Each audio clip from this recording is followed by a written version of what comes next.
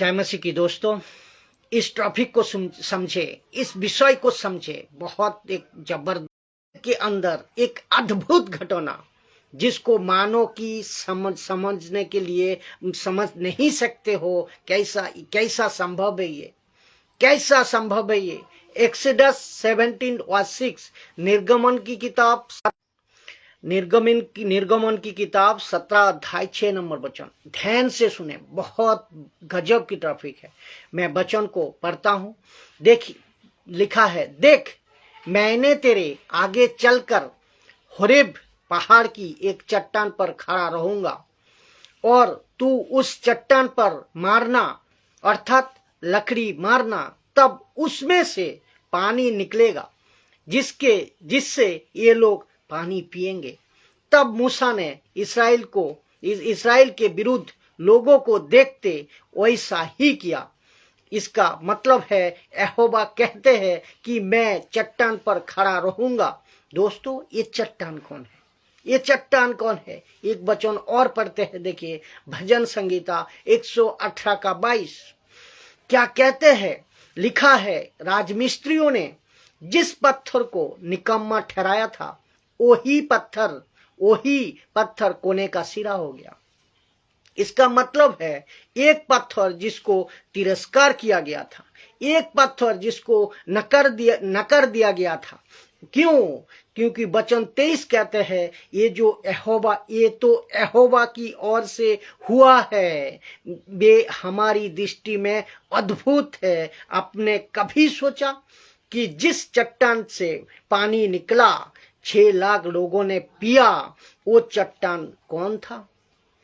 और कहते हैं, वही चट्टान जिसको कोई वैल्यू नहीं था, अचानक से उसकी वैल्यू बढ़ गई। तो और वो चट्टान और वो पत्थर, परमेश्वर कहते हैं कि हमारी नजर से अद्भुत है, अद्भुत है। यशायाह की किताब 8 अध्याय 13 नंबर वचन कहते हैं, पढ़ता हूं, सुनिए। लिखा है, सेना की यहोवा को ही पवित्र जानना, उसी की डर मानना और उसी को भय रखना है। वचन 14, और वही शरण स्थान होगा, परंतु इस्राएल के दिनों दोनों घरानों के लिए ठोकर का पत्थर और ठेस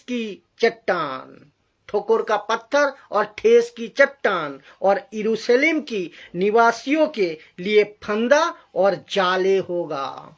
और जाल होगा, जाले नहीं, जाल होगा। तो इसका मतलब है, जो यीशु को नहीं मानेगा, दूसरे शब्दों में, जो ये चट्टान को नहीं मानेगा, तो उन लोगों के लिए ठेस का पत्थर और ठेस का चट्टान हो जाएगा। तो प्रश्न उठता है, ये चट्टान कौन है? तो ये वचन आपको मैं और रखता हूं, सुनिए कि 1 कुरिन्थियों 10 अध्याय 4 नंबर वचन। लिखा है कि सबने एक ही आत्मिक जल पिया, क्योंकि आत्मिक चट्टानों से पीते थे, क्योंकि वे आत्मिक चट्टानों से पीते थे जो उसके साथ साथ चलती थी। और वो चट्टान मसीह था, वो चट्टान यीशु था, वो चट्टान यीशु था। दोस्तों, वो चट्टान यीशु था। ताज्जुब की बात ये है कि पता है, वो चट्टान इस्राएली के साथ साथ चलती थी। अद्भुत है ना? निर्गमन का किताब 17 का 6 क्या कहते हैं, मैं पढ़वाया। कहते हैं, यहोवा उस चट्टान पर खड़ा होगा, फिर उसके बाद और वो पानी देगी। तो ये जो चट्टान था, वो यीशु था। सुनिए, बड़ा ताज्जुब लगता होगा कि आप लोगों के कि बाइबल यीशु को क्या क्या नाम दे रही है। बाइबल यीशु को क्या क्या नाम दे रही है। बाइबल यीशु को परमेश्वर का दूत कहती है, बाइबल यीशु को परमेश्वर का वचन कहती है, बाइबल यीशु को परमेश्वर का प्रधान पुरुष कहता है, बाइबल यीशु को नई बच्चा का मध्यस्थ कहती है। और जब यीशु आता है, तब यीशु कहता है मैं रास्ता हूं। जब यीशु आता है तब यीशु कहता है मैं दरवाजा हूं। जब यीशु आता है वो कहता है मैं जगत का रोटी हूं। तो ये कहता है मैं दरवाजा हूं। तो बिना मेरे, यीशु कहता है बिना मेरे द्वारा कोई पिता के पास नहीं जा सकते। बिना यीशु के द्वारा पिता का पास कोई नहीं जा सकते। यीशु कहता है मैं दरवाजा हूं, मैं मुझसे ही होकर जाना है पिता का पास। अद्भुत है। तो यीशु खुद को कहते हैं मैं वचन तलवार हूं। और सोच को देखिए यीशु की वैल्यू कितनी है, यीशु की इंपॉर्टेंस कितनी है एक एक मनुष्य के लिए, पूरे मानव जाति के लिए। आप सोच भी नहीं सकते हो। फिर दूसरा कहते हैं यूहन्ना की किताब में 4 अध्याय 13 नंबर में देखिए लिखा है, जब सामरिया औरत ने यीशु से बात कर रहे थे, उसमें एक बात बताइए, देखिए क्या क्या बात कहा। क्या आइए सुनते हैं कि यीशु ने उसको उत्तर दिया, जो कोई ये जल पिएगा वो फिर प्यासा होगा। कौन सा जल? ये जो कुएं का जल, सामरिया कुएं से पानी उठा रहा था सामरिया औरत ने, वो जल जब जो पिएगा वो फिर प्यासा होगा, फिर प्यासा होगा। वचन फिर 14 कहते हैं, परंतु जो कोई जल उसमें से पिएगा जो मैं उसे दूंगा, और वो फिर अनंत काल प्यासा नहीं होगा। और बरंग जो जल उसे मैं दूंगा वो श्रोता बन जाएगा, अनंत जीवन के लिए उमड़ता रहेगा। श्रोता बन जाएगा। उसका मतलब है 2 बातें यहाँ पर है। एक है जो पानी हर दिन तू पीती है वो तुझे प्यासी रहेगी, तू प्यासी रहेगी, मतलब तुझे फिर प्यास लगेगी। लेकिन जो जल, जीवन का जल मैं दूंगा वो तुझे कभी प्यास नहीं होंगे, हमेशा के लिए प्यास बुझेगा और तू कभी प्यासा नहीं होगी। इनफैक्ट तुझे तृप्त रखेगा। तो फिर कहता है कि तू सोता बन जाएगा। और दूसरे शब्दों में ये पानी जो मैं दूंगा वो खुद सोता बन जाएगा और वो अनंत जीवन के लिए उमड़ता रहेगा। अद्भुत बातें हैं, गजब की बातें हैं। इसको कहते हैं कि पानी उमड़ता रहेगा। तो मत्ती 21 का 42 से 45 पढ़ता हूं, उसको भी सुने। अद्भुत है यीशु हमारा, अद्भुत है यीशु तुम्हारा, अद्भुत है यीशु दुनिया का। यीशु दुनिया के लिए अद्भुत है।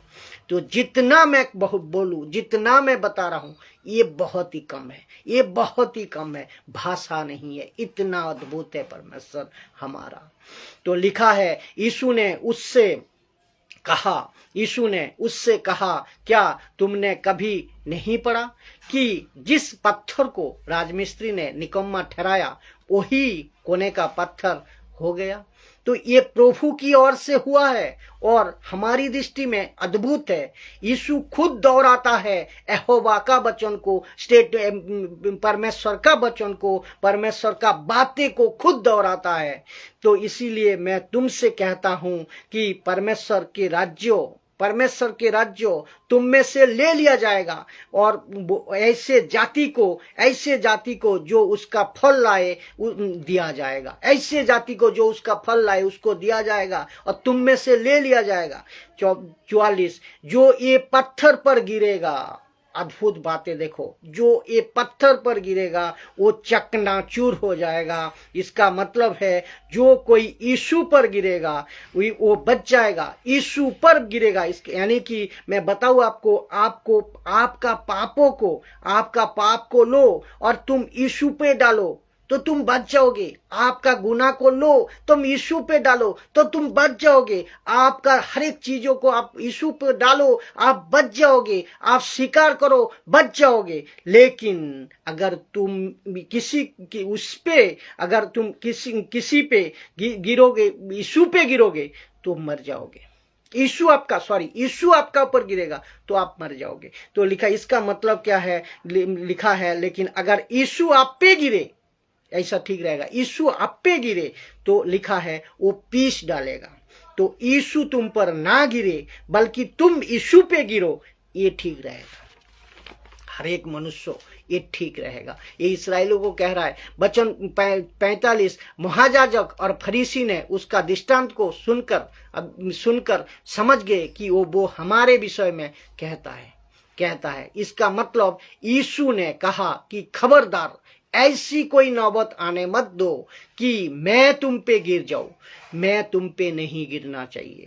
तो आपको याद होगा डेनियल की किताब 2 अध्याय में डेनियल को नबूकदनेस्सर ने एक दर्शन बताता है।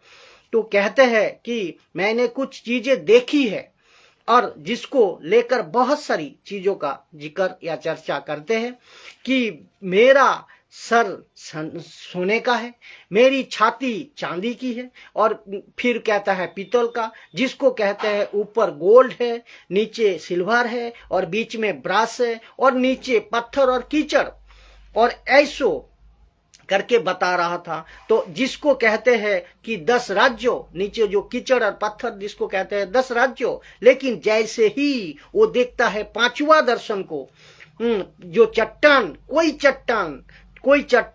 कोई बड़ा पत्थर, बड़ा सा पत्थर खुद का खुद बाहर आ रही है और उखाड़ते हुए आ रही है, उखाड़ रहा है। तो कहता है और 10 राज्यों को चकनाचूर कर देता है। तो ये बड़ा पत्थर कौन था? ये खुद का खुद आ गया, और वो यीशु था। अद्भुत है, ये गजब है। फिर सुनिए मत्ती 7:24, मत्ती 7:24 लिखा है, इसीलिए जो कोई मेरे बातें सुनकर उन्हें मानता है उस